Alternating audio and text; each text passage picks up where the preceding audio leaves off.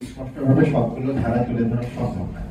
তো আমরা সবাইকে অনুরোধ করবো বইটা খুব শীঘ্রই আসবে এবং আমরা হাতে পেয়ে যাবেন, পড়বেন, তো উত্তর পেয়ে যাবেন সব।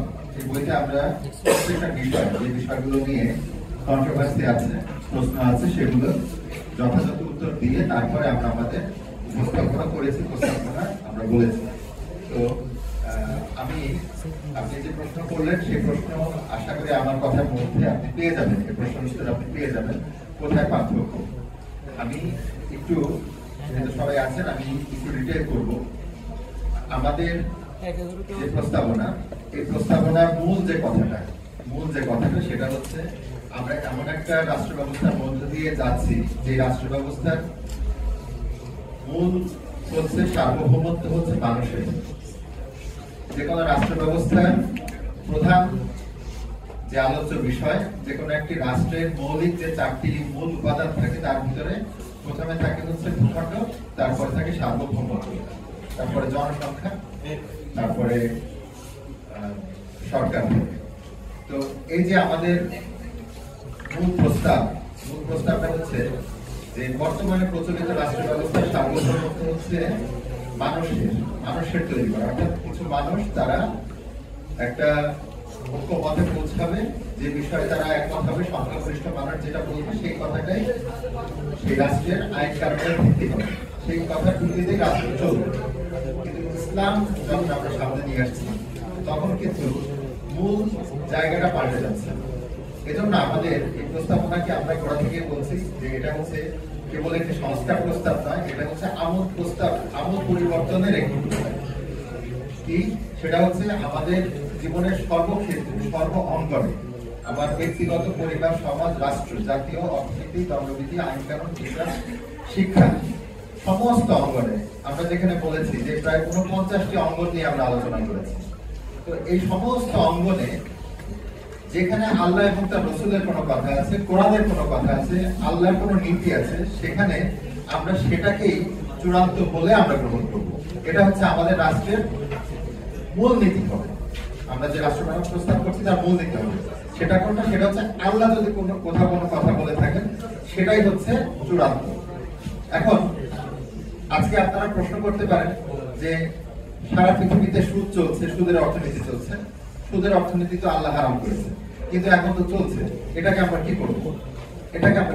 আমাদের কথা হচ্ছে সারা পৃথিবীর সমস্ত মানুষও যদি কোনো একটা জিনিসকে ন্যায় বলে মেনে নেয় বা সেই জিনিসটাকে গ্রহণ করে, অ্যাকসেপ্ট করে, আমরা মনে করি সেটা যদি আল্লাহর বক্তব্যের সঙ্গে বিপরীত হয়, আল্লাহর বক্তব্যের সঙ্গে সাংঘর্ষিক হয়, তাহলে সেটা অবশ্যই অবিচারের কারণ হবে এবং আমরা সেই অন্যায় অশান্তির মধ্যে আজকে আমরা যে পড়ে আছি এর মূল কারণই হচ্ছে আমরা স্রষ্টাকে আমরা অস্বীকার করেছি, স্রষ্টার দেওয়া বিধানকে আমরা ত্রুটিপূর্ণ মনে করি, স্রষ্টার দেওয়া বিধানকে আমরা মনে করি যে তিনি সম্পূর্ণ জানেন না, বর্তমানের এই জটিল জীবন ব্যবস্থা তিনি দিতে পারেন না, সুতরাং আমরা নিজেরা তৈরি করে নিব। কিন্তু আমরা গত 500 বছর ধরে পাশ্চাত্য সভ্যতার অধীনে থেকে আমরা ধীরে ধীরে আমাদের যে এক্সপেরিয়েন্স হয়েছে সেটা হচ্ছে অত্যন্ত খারাপ। আমরা গত 100 বছরে দুটো বিশ্বযুদ্ধ দেখেছি।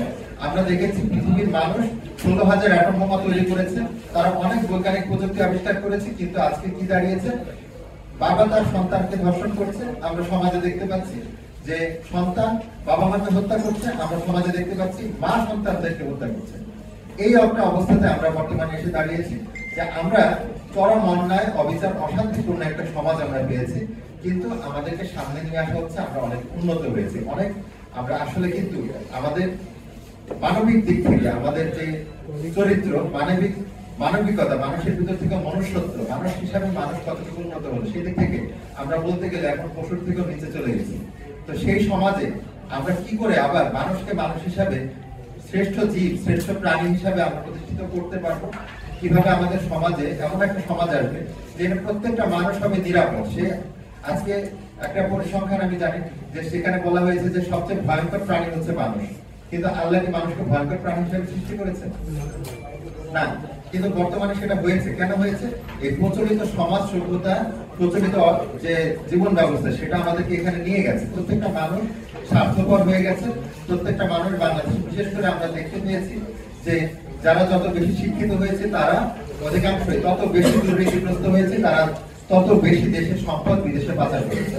তো এই যে সিচুয়েশনটা হয়েছে, এখান থেকে বাঁচার জন্য, রক্ষা পাওয়ার জন্য আমরা প্রস্তাব করছি যে আসলে আমাদেরকে ফিরে আসতে হবে, যিনি আমাদের সবার স্রষ্টা, তিনি আমাদের চেয়ে সবচেয়ে বেশি জানেন, তার যে বিধান, সেই বিধানের দিকে আমাদেরকে ফিরে আসতে হবে।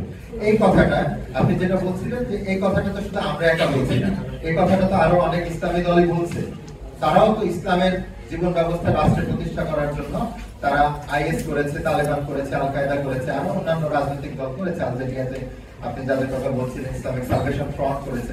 তো আসলে এই সমস্ত কিছু আমাদেরকে একটা খারাপ অভিজ্ঞতা দিয়েছে। আমরা দেখতে পেয়েছি যে ইসলামের নামে সেখানে এমন একটা বর্বরতা চালানো হয়েছে, নারীদেরকে গৃহবন্দী করা হয়েছে, সেখানে রক্তের বন্যা হয়ে গেছে, এবং যে বিষয়গুলো নিয়ে খুব কন্ট্রোভার্সি হয়েছে, ইসলামোফোবিয়া সৃষ্টি হয়েছে। মানুষ ইসলাম দেখে আরো ভয় পেয়ে যাচ্ছে যে বাবারে বাবা, ইসলাম যদি আসে তাহলে তো শরিয়া পুলিশ নামবে রাস্তায়, সেখানে তো মানুষ মসজিদে যদি না যায় তাকে রাস্তায় পিটাবে।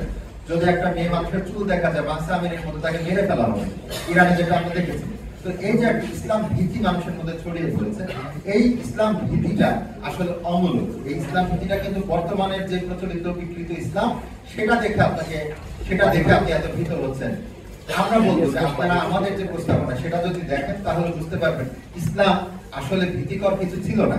ইসলাম সম্পূর্ণ মানব জাতির জন্য সবচেয়ে নিরাপদ একটা পরিবেশ তৈরি করেছিল, যেটা 1400 বছর আগে। কিন্তু 1400 বছর আগে একটা আদর্শ পৃথিবীতে এসেছে, এবং 1400 বছর it's a very long time. এই লং টাইম আমাদের যে কোনো দর্শন, যে কোনো ইতিহাস, যে কোনো ব্যবস্থায় ধীরে ধীরে বিকৃতির শিকার হয়।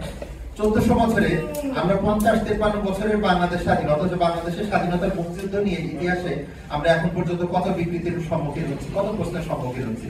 আমরা কোনো ডিসিশনে আসতে পারছি না যে আসলে মুক্তিযুদ্ধটা কারা করেছে, কেন করেছে, এ নিয়ে বিরাট বিতর্ক তৈরি হচ্ছে। সেখানে 1400 বছর আগের যে ইসলাম, সেটাকে হাজার ভাবে বিকৃত করা হয়েছে, সারা দুনিয়া জুড়ে বিকৃত করা হয়েছে।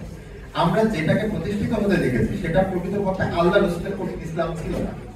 তালেবান যেটা প্রতিষ্ঠা করেছে, আল কায়দা যেটা প্রতিষ্ঠা করেছে, সেটা এবং অন্যান্যরা যারা যেটা প্রতিষ্ঠা করেছে, সেগুলোর সাথে আপনারা আল্লাহ রাসূল সাল্লাল্লাহু আলাইহি ওয়াসাল্লামের যে ইসলামটা, সেটাকে যদি আপনারা মিলিয়ে দেখেন, আমরা এই বইতে সেটা আমরা উপস্থাপন করেছি পাশাপাশি, যে যদি আপনারা মিলিয়ে দেখেন, দেখবেন যে রাসূলুল্লাহ কায়েম করা সেই অর্থ পৃথিবীতে রাসূল এবং তার উম্মত